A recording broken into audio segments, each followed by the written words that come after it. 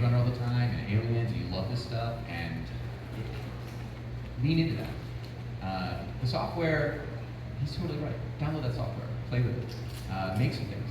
Find other people that are interested in the same thing and hang out and make something together. Because this is not an auteur field. This is a highly collaborative field with people with specializations and not, and working together. I mean, we're just talking about the real and the digital meeting each other. And I mean, there's so many people involved in this stuff. And if being a part of that sounds cool to you, then download that software and start making stuff. And you know, when you're trying to break into an industry, I can only share what worked for me. And that was trying to really present yourself in a way that's unusual.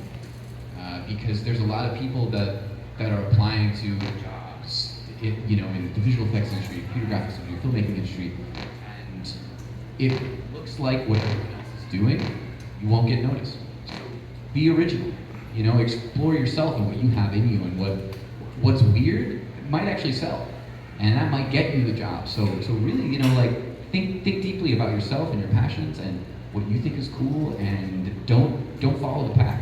You know, that would. Yeah, I would say be kind of like Bob Ross, make happy mistakes.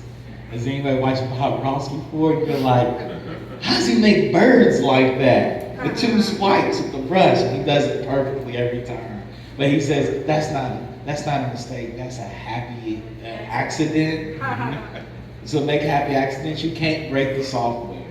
You can try to bend it and mold it. You can always hit Control Z to go back.